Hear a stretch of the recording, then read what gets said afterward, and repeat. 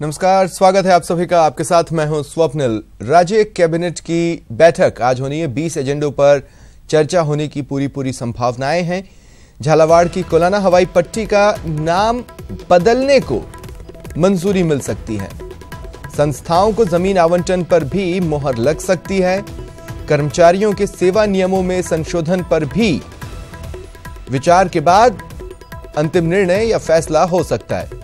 कंपनियों को customised package पर भी फैसला आज होगा। मुख्य तौर पर 20 एजेंडे हैं जिन पर राज्य कैबिनेट की बैठक में चर्चा की जाएगी। कोशिश की जाएगी कि उन एजेंडों को निष्कर्ष तक पहुंचाया जा सके, फैसला लिया जा सके। जो संकेत मिल रहे हैं, जो खबरें मिल रही हैं, उसके हिसाब से झालावाड़ की कोलाना हवाई पट्टी जो है उसका नाम बदलने को मंजूरी मिल सकती है कैबिनेट की बैठक में। और ज्यादा जानकारी के लिए बात करेंगे सहयोगी गोवर्धन से। गोवर्धन, एजेंडे स्पष्ट हो गए, क्या क्या है? कि कैबिनेट की बैठक का जो वक्त है वो आधे घंटे के लिए आगे खिसका दिया गया। अब 12:30 बजे से कैबिनेट की बैठक होगी। पहले 12 बजे का वक्त था। करीब 20 एजेंडे हैं जिन पर कैबिनेट की बैठक में मंजूरी मिलेगी। 6 के करीब संस्थाओं को जमीन आवंटन के एजेंडे हैं। इसके अलावा खान और वित्त विभाग से जुड़े हुए 2-3 एजेंडे हैं। 6 संस्थाओं के जमीन आवंटन के प्रकरणों पर चर्चा होगी। साथ ही संस्कृत शिक्षा का एजेंडा है जिसमें संस्कृत शिक्षा के सेवा नियमों में संशोधन को कैबिनेट मंजूरी देगी। वंशावली संवर्धन का एक एजेंडा है जिसमें जो वंशावली संवर्धन है उसको कानूनी दर्जा दिया जाएगा।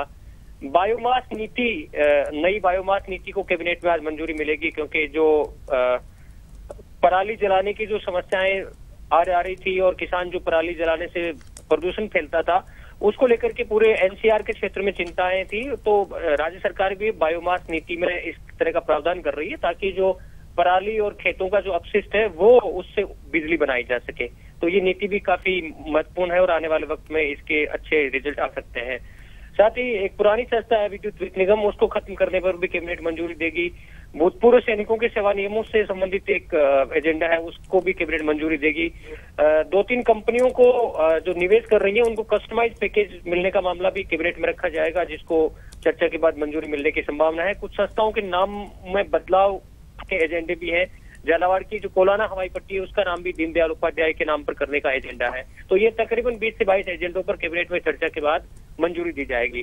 कैबिनेट के बाद मंत्रिपरिषद की बैठक होगी जिसमें जो सरकार की बड़ी स्कीम्स है, फ्लैगशिप योजनाएं हैं, उन पर समीक्षा की जाएगी और आगे किस तरह से उन पर काम बढ़ाना है, उनकी प्रगति क्या है, इन तमाम बातों का उसमें समीक्षा की जाएगी।